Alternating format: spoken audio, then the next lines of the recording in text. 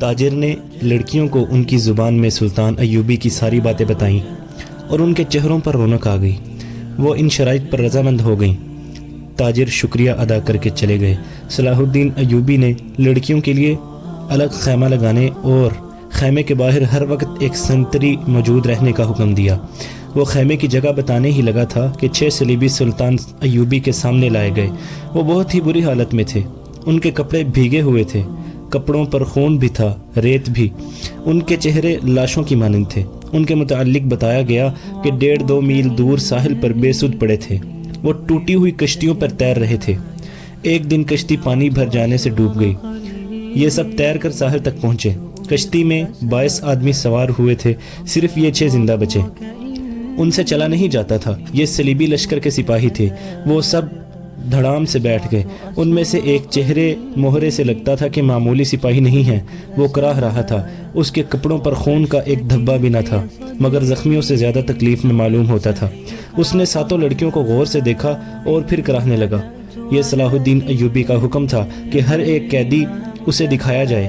چونکہ قیدی ابھی تک سمندر سے بچ بچ کر نکل رہے تھے، اس لیے ہر ایک قیدی سلطان ایوبی کے سامنے لایا جاتا تھا۔ اس نے ان قیدیوں کو بھی دیکھا، کسی سے کوئی بات نہ کی، البتہ اس قیدی کو جو سب سے زیادہ کراہ رہا تھا، جس کے جسم پر کوئی زخم نہ تھا، سلطان نے غور سے دیکھا اور آہستہ سے اپنے سالاروں سے کہا، علی بن سفیان ابھی تک نہیں آیا؟ ان تمام قیدیوں سے جو اب تک ہمارے پاس آ چکے ہیں بہت کچھ پوچھنا ہے، ان سے معلومات لینی ہیں۔ اس نے اس قیدی کی طرف دیکھ کر کہا، یہ آدمی کماندار معلوم ہوتا ہے، اسے نظر میں رکھنا، اور جب علی بن سفیان آئے تو اسے کہنا کہ اس سے تفصیلی پوچھ گچھ کرے۔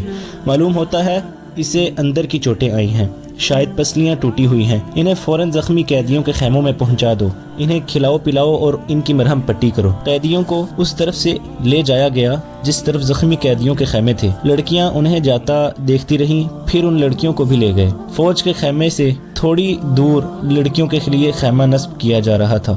وہاں سے کوئی 100 قدم دور زخمی قیدیوں کے خیمے تھے، وہاں بھی ایک خیمہ گاڑا جا رہا تھا اور 6 نئے زخمی قیدی زمین پر لیٹے ہوئے تھے۔ لڑکیاں ان کی طرف دیکھ رہی تھیں۔ دونوں خیمے کھڑے ہو گئے۔ لڑکیاں اپنے خیمے میں چلی گئیں اور زخمیوں کو ان کے اپنے خیمے میں لے گئے۔ ایک سنتری لڑکیوں کے خیمے کے باہر کھڑا ہو گیا۔ لڑکیوں کے لیے کھانا آ گیا جو انہوں نے کھا لیا۔ پھر ایک لڑکی خیمے سے نکل کر اس خیمے کی طرف دیکھنے لگی جس میں نئے 6 قیدیوں کو لے گئے تھے۔ اس کے چہرے پر اب گھبراہٹ اور خوف کا کوئی تاثر نہیں تھا۔ سنتری نے اسے دیکھا اور اس نے سنتری کو دیکھا۔ لڑکی نے مسکرا کر اشارہ کیا کہ وہ زخمیوں کے خیمے کی طرف جانا چاہتی ہے۔ سنتری نے سر ہلا کر اسے روک دیا۔ لڑکیوں کو خیمے سے دور جانے یا کسی سے ملنے کی اجازت نہیں تھی۔ لڑکیوں اور 6 زخمیوں کے خیموں کے درمیان بہت سے درخت تھے۔ بائیں طرف مٹی کا ایک ٹیلہ تھا جس پر جھاڑیاں تھیں۔ سورج غروب ہو گیا، پھر رات تاریک ہونے لگی۔ کیمپ کے غل غبارے پر نیند غالب آنے لگی اور پھر زخمیوں کے کراہنے کی آوازیں رات کے سکوت میں کچھ زیادہ ہی صاف سنائی دینے لگی۔ دور پرے بحیرہ روم کا شور دبی دبی مسلسل گونج کی طرح سنائی دے رہا تھا۔ صلاح الدین ایوبی کے اس جنگی کیمپ میں جاگنے والوں میں چند ایک سنتری تھے، یا وہ زخمی قیدی جنہیں زخم سونے نہیں دیتے تھے، یا صلاح الدین ایوبی کے خیمے کے اندر دن کا سما تھا۔ وہاں کسی کو نیند نہیں آئی تھی۔ سلطان ایوبی کے 3 سالار اس کے پاس بیٹھے تھے اور باہر محافظ دستہ بیدار تھا۔ سلطان ایوبی نے ایک بار پھر کہا، علی بن سفیان ابھی تک نہیں آیا؟ اس کے لہجے میں تشویش تھی۔ اس نے کہا، اس کا قاصد بھی نہیں آیا۔ اگر کوئی گڑبڑ ہوتی تو اطلاع آ چکی ہوتی، ایک سالار نے کہا۔ معلوم ہوتا ہے وہاں سب ٹھیک ہے۔ امید تو یہی رکھنی چاہیے، صلاح الدین ایوبی نے کہا، لیکن 50,000 کے لشکر نے بغاوت کر دی تو سنبھالنا مشکل ہو جائے گا۔ وہاں نفری 1,500 سوار اور 2,700 پیادہ ہیں۔ ان کے مقابلے میں سوڈانی بہتر اور تجربہ کار عسکری ہیں اور تعداد۔ تاجر نے لڑکیوں کو ان کی زبان میں سلطان ایوبی کی ساری باتیں بتائیں اور ان کے چہروں پر رونق آ گئی۔ وہ ان شرائط پر رضامند ہو گئیں۔ تاجر شکریہ ادا کر کے چلے گئے۔ صلاح الدین ایوبی نے لڑکیوں کے لیے الگ خیمہ لگانے اور خیمے کے باہر ہر وقت ایک سنتری موجود رہنے کا حکم دیا۔ وہ خیمے کی جگہ بتانے ہی لگا تھا کہ 6 صلیبی سلطان ایوبی کے سامنے لائے گئے۔ وہ بہت ہی بری حالت میں تھے۔ ان کے کپڑے بھیگے ہوئے تھے، کپڑوں پر خون بھی تھا، ریت بھی۔ ان کے چہرے لاشوں کی مانند تھے۔ ان کے متعلق بتایا گیا کہ 1.5-2 میل دور ساحل پر بے سود پڑے تھے۔ وہ ٹوٹی ہوئی کشتیوں پر تیر رہے تھے۔ ایک دن کشتی پانی بھر جانے سے ڈوب گئی۔ یہ سب تیر کر ساحل تک پہنچے۔ کشتی میں 22 آدمی سوار ہوئے تھے، صرف یہ 6 زندہ بچے۔ ان سے چلا نہیں جاتا تھا، یہ صلیبی لشکر کے سپاہی تھے۔ وہ سب دھڑام سے بیٹھ گئے۔ ان میں سے ایک چہرے مہرے سے لگتا تھا کہ معمولی سپاہی نہیں ہے، وہ کراہ رہا تھا۔ اس کے کپڑوں پر خون کا ایک دھبا بھی نہ تھا، مگر زخمیوں سے زیادہ تکلیف میں معلوم ہوتا تھا۔ اس نے 7 لڑکیوں کو غور سے دیکھا اور پھر کراہنے لگا۔ یہ صلاح الدین ایوبی کا حکم تھا کہ ہر ایک قیدی اسے دکھایا جائے، چونکہ قیدی ابھی تک سمندر سے بچ بچ کر نکل رہے تھے، اس لیے ہر ایک قیدی سلطان ایوبی کے سامنے لایا جاتا تھا۔ اس نے ان قیدیوں کو بھی دیکھا، کسی سے کوئی بات نہ کی، البتہ اس قیدی کو جو سب سے زیادہ کراہ رہا تھا، جس کے جسم پر کوئی زخم نہ تھا، سلطان نے غور سے دیکھا اور آہستہ سے اپنے سالاروں سے کہا، علی بن سفیان ابھی تک نہیں آیا؟ ان تمام قیدیوں سے جو اب تک ہمارے پاس آ چکے ہیں بہت کچھ پوچھنا ہے، ان سے معلومات لینی ہیں۔ اس نے اس قیدی کی طرف دیکھ کر کہا، یہ آدمی کماندار معلوم ہوتا ہے، اسے نظر میں رکھنا، اور جب علی بن سفیان آئے تو اسے کہنا کہ اس سے تفصیلی پوچھ گچھ کرے۔ معلوم ہوتا ہے اسے اندر کی چوٹیں آئی ہیں، شاید پسلیاں ٹوٹی ہوئی ہیں، انہیں فوراً زخمی قیدیوں کے خیموں میں پہنچا دو، انہیں کھلاؤ پلاؤ اور ان کی مرہم پٹی کرو۔ قیدیوں کو اس طرف سے لے جایا گیا جس طرف زخمی قیدیوں کے خیمے تھے۔ لڑکیاں انہیں جاتا دیکھتی رہیں، پھر ان لڑکیوں کو بھی لے گئے۔ فوج کے خیمے سے تھوڑی دور لڑکیوں کے لیے خیمہ نصب کیا جا رہا تھا، وہاں سے کوئی 100 قدم دور زخمی قیدیوں کے خیمے تھے، وہاں بھی ایک خیمہ گاڑا جا رہا تھا اور 6 نئے زخمی قیدی زمین پر لیٹے ہوئے تھے۔ لڑکیاں ان کی طرف دیکھ رہی تھیں، دونوں خیمے کھڑے ہو گئے، لڑکیاں اپنے خیمے میں چلی گئیں اور زخمیوں کو ان کے اپنے خیمے میں لے گئے۔ ایک سنتری لڑکیوں کے خیمے کے باہر کھڑا ہو گیا، لڑکیوں کے لیے کھانا آ گیا جو انہوں نے کھا لیا۔ پھر ایک لڑکی خیمے سے نکل کر اس خیمے کی طرف دیکھنے لگی جس میں نئے 6 قیدیوں کو لے گئے تھے۔ اس کے چہرے پر اب گھبراہٹ اور خوف کا کوئی تاثر نہیں تھا۔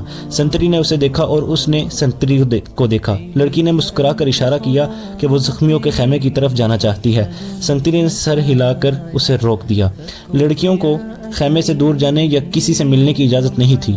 لڑکیوں اور 6 زخمیوں کے خیموں کے درمیان بہت سے درخت تھے۔ بائیں طرف مٹی کا ایک ٹیلہ تھا جس پر جھاڑیاں تھیں۔ سورج غروب ہو گیا، پھر رات تاریک ہونے لگی۔ کیمپ کے غل غبارے پر نیند غالب آنے لگی اور پھر زخمیوں کے کراہنے کی آوازیں رات کے سکوت میں کچھ زیادہ ہی صاف سنائی دینے لگی۔ دور پرے بحیرہ روم کا شور دبی دبی مسلسل گونج کی طرح سنائی دے رہا تھا۔ صلاح الدین ایوبی کے اس جنگی کیمپ میں جاگنے والوں میں چند ایک سنتری تھے، یا وہ زخمی قیدی جنہیں زخم سونے نہیں دیتے تھے، یا صلاح الدین ایوبی کے خیمے کے اندر دن کا سما تھا۔ وہاں کسی کو نیند نہیں آئی تھی۔ سلطان ایوبی کے 3 سالار اس کے پاس بیٹھے تھے اور باہر محافظ دستہ بیدار تھا۔ سلطان ایوبی نے ایک بار پھر کہا، علی بن سفیان ابھی تک نہیں آیا؟ اس کے لہجے میں تشویش تھی۔ اس نے کہا، اس کا قاصد بھی نہیں آیا، اگر کوئی گڑبڑ ہوتی تو اطلاع آ چکی ہوتی۔ ایک سالار نے کہا، معلوم ہوتا ہے وہاں سب ٹھیک ہے، امید تو یہی رکھنی چاہیے۔ صلاح الدین ایوبی نے کہا، لیکن 50,000 کے لشکر نے بغاوت کر دی تو سنبھالنا مشکل ہو جائے گا۔ وہاں نفری 1,500 سوار اور 2,700 پیادہ ہیں۔ ان کے مقابلے میں سوڈانی بہتر اور تجربہ کار عسکری ہیں اور تعداد میں بھی بہت زیادہ ہیں۔ ناجی اور اس کے سازشی ٹولے کے خاتمے کے بعد بغاوت ممکن نظر نہیں آتی۔ ایک اور سالار نے کہا، قیادت کے بغیر سپاہی بغاوت نہیں کریں گے، پیش بندی ضروری ہے۔ صلاح الدین ایوبی نے کہا، لیکن علی آ جائے تو پتہ چلے گا کہ پیش بندی کس قسم کی جائے۔ صلیبیوں کو روکنے کے لیے تو سلطان ایوبی خود آیا تھا، لیکن دارالحکومت میں سوڈانی فوج کی بغاوت کا خطرہ تھا۔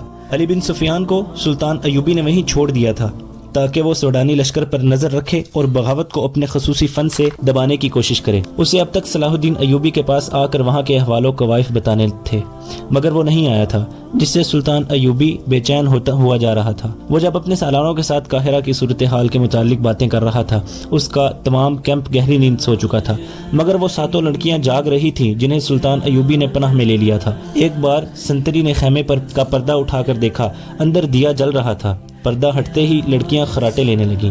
سنتری نے دیکھا وہ پوری 7 ہیں اور سو رہی ہیں، تو اس نے پردہ گرایا اور خیمے کے ساتھ لگ کر بیٹھ گیا۔ خیمے کے پردے کے ساتھ جو لڑکی تھی اس نے نیچے سے پردہ ذرا اوپر اٹھایا، پردہ آہستہ سے چھوڑ کر اس نے ساتھ والی کے کان میں کہا، بیٹھ گیا ہے۔ ساتھ والی نے اگلی لڑکی کے کان میں کہا، بیٹھ گیا ہے، اور اس طرح کانوں میں یہ اطلاع 7 لڑکیوں تک پہنچ گئی کہ سنتری بیٹھ گیا ہے۔ ایک لڑکی جو خیمے کے دوسرے دروازے کے ساتھ تھی آہستہ سے اٹھ کر بیٹھی اور بستر سے نکل گئی۔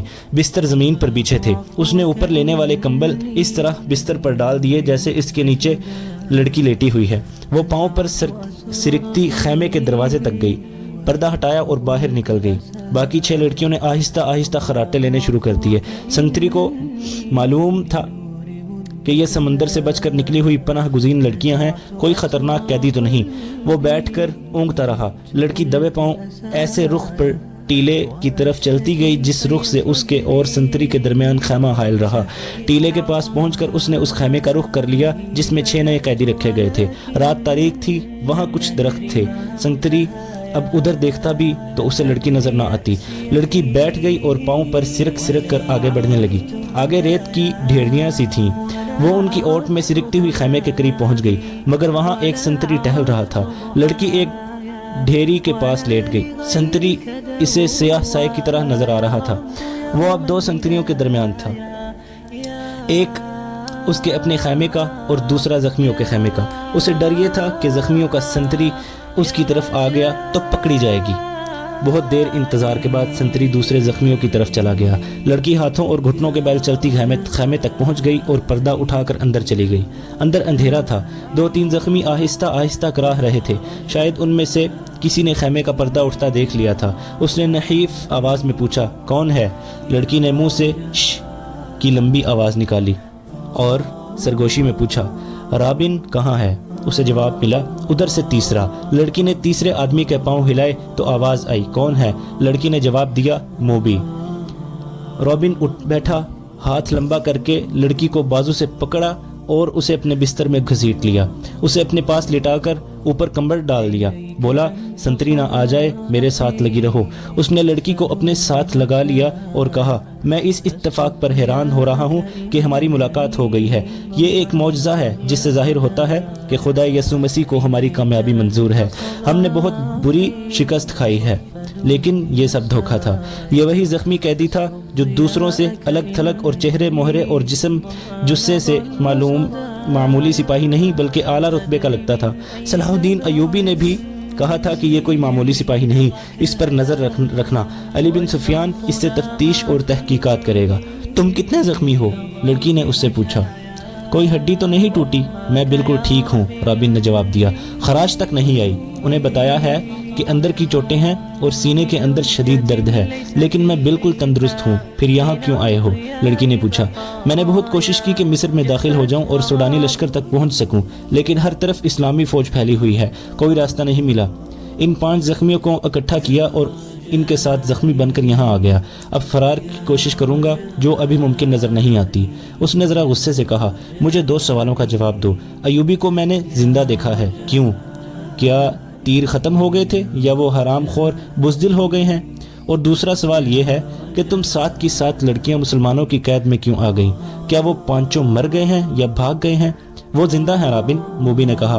तुम कहते हो कि खुदा यसू मसीह को हमारी कामयाबी मंजूर है, लेकिन मैं कहती हूँ कि हमारा खुदा हमें किसी गुनाह की सज़ा दे रहा है। सलाहुद्दीन अयूबी इसलिए ज़िंदा है कि तीर उसके पाँव के दरमियान रेत में लगा था। क्या तीर किसी लड़की ने चलाया था? रॉबिन ने पूछा। क्रिस्टोफर कहाँ था? उसी ने चलाया था, मगर क्रिस्टोफर का तीर खता गया। रॉबिन ने हैरत से तड़प कर पूछा, वो क्रिस्टोफर जिसकी तीर अंदाजी ने शाह अगस्टिस को हैरान कर दिया और उसकी ज़ाती तलवार इनाम में ले ली थी। यहाँ आकर उसका निशाना इतना चौंक गया कि 6 फुट लंबा और 3 फुट चौड़ा सलाहुद्दीन अयूबी उसके तीर से बच गया। बदबख्त के हाथ डर से कांप गए होंगे, फासला ज्यादा था, मोबी ने कहा। और क्रिस्टोफर कहता था कि तीर कमान से निकलने ही लगा था कि खुली हुई आंख में मच्छर पड़ गया। इसी हालत में उसका तीर निकल गया। फिर क्या हुआ? जो होना चाहिए था, मोबी ने कहा। सलाहुद्दीन अयूबी साहिल पर गया था तो उसके साथ 3 कमांडर थे और 4 मुहाफिजों का दस्ता था। वो हर तरफ फैल गए। ये तो हमारी खुशकिस्मती थी कि इलाका चट्टानी था।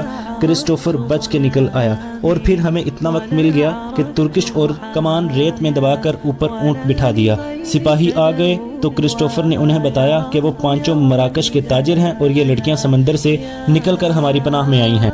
मुसलमान सिपाहियों ने हमारे सामान की तलाशी ली। उन्हें तिजारती सामान के सिवा कुछ न मिला। वो हम सबको सुल्तान अयूबी के सामने ले गए। हमने ये जाहिर किया कि हम सिसली की ज़ुबान के सवा और कोई ज़ुबान नहीं जानती। کرسٹوفر نے ایوبی سے کہا کہ وہ ہماری زبان جانتا ہے۔ ہم ساتوں لڑکیوں نے چہروں پر گھبراہٹ اور خوف پیدا کر لیا۔ موبی نے رابن کو وہ ساری باتیں بتائیں جو سلطان ایوبی کے ساتھ ہوئی تھیں۔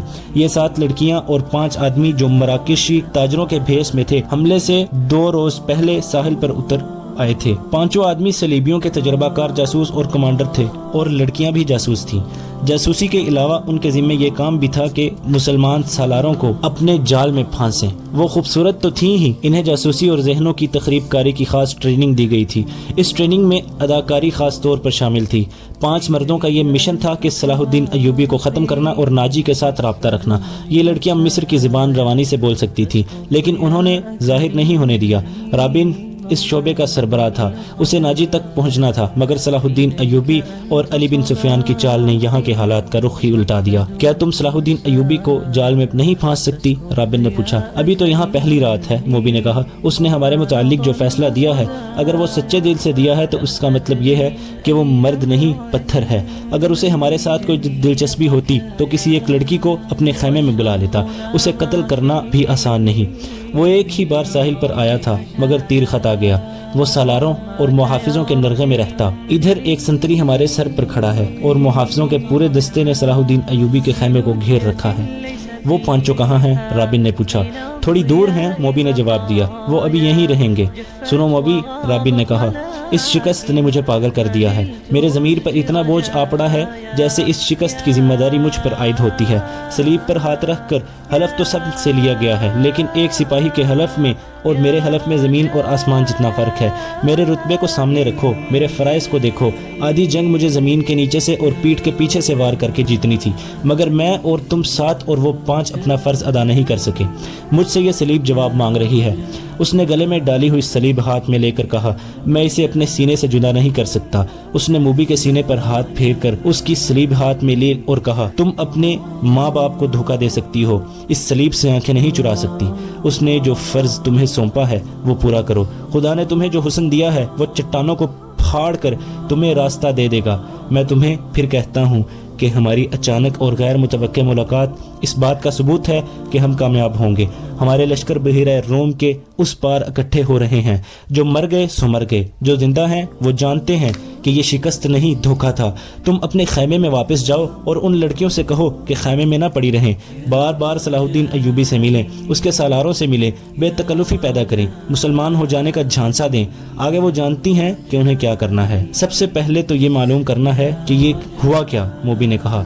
کیا سوڈانیوں نے ہمیں دھوکہ دیا ہے؟ میں یقین کے ساتھ کچھ نہیں کہہ سکتا، رابن نے کہا۔ میں نے حملے سے بہت پہلے مصر میں پھیلائے ہوئے اپنے جاسوسوں سے جو معلومات حاصل کی تھیں وہ یہ ہیں کہ صلاح الدین ایوبی کو سوڈانیوں کے 50,000 محافظ لشکر پر بھروسہ نہیں، حالانکہ یہ مسلمانوں کے وائسرائے مصر کی اپنی فوج ہے۔ ایوبی نے آ کر مصری فوج تیار کر لی ہے، سوڈانی اس میں شامل نہیں ہونا چاہتے۔ ان کے کمانڈر ناجی نے ہم سے مدد طلب کی تھی، میں نے اس کا خط دیکھا تھا اور میں نے تصدیق کی تھی کہ یہ خط ناجی کا ہی ہے اور اس میں کوئی دھوکہ نہیں، مگر ہمارے ساتھ ہماری تاریخ کا سب سے بڑا دھوکہ ہوا ہے۔ مجھے یہ معلوم کرنا ہے کہ یہ کیسے ہوا ہے، کس نے کیا۔ میں یہ چھان بین کیے بغیر واپس نہیں جا سکتا۔ شاہ اگسٹس نے بڑے فخر سے کہا تھا کہ میں مسلمانوں کے گھروں کے اندر کے بھید معلوم کر کے ان کی بنیادوں کو ہلا دوں گا۔ اب تصور کرو موبی، شہنشاہ کے دل پر کیا گزر رہی ہوگی۔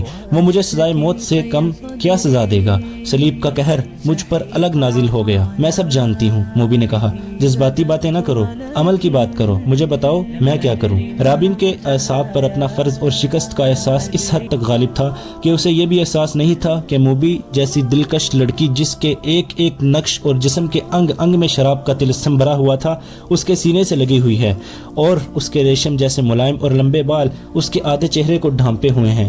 رابن نے ان بالوں کے لمس کو ذرا سا محسوس کیا اور کہا، موبی تمہارے یہ بال ایسی مضبوط زنجیریں ہیں جو صلاح الدین ایوبی کے گرد لپٹ گئیں تو وہ تمہارا غلام ہو جائے گا، لیکن تمہیں سب سے پہلا جو کام کرنا ہے وہ یہ ہے کہ کرسٹوفر اور اس کے ساتھیوں سے کہو کہ وہ تاجروں کے بھیس میں ناجی کے پاس پہنچے اور معلوم کریں کہ اس کے لشکر نے بغاوت کیوں نہیں کی اور یہ راز فاش کس طرح ہوا کہ اس سے فائدہ اٹھا کر صلاح الدین ایوبی نے گنتی کے چند ایک دستے گھات میں بٹھا کر ہماری 3 افواج کا بیڑا غرق کر دیا، اور انہیں یہ بھی کہو کہ معلوم کریں کہ ناجی صلاح الدین ایوبی سے ہی تو نہیں مل گیا، اور اس نے ہمارا یہی حشر کرانے کے لیے ہی تو خط نہیں لکھا تھا۔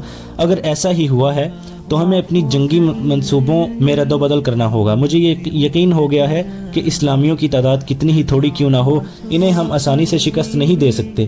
ضروری ہو گیا ہے ان کے حکمرانوں کا اور عسکری قیادت کا جذبہ ختم کیا جائے۔ ہم نے تم جیسی لڑکیاں عربوں کے حرموں میں داخل کر دی ہیں۔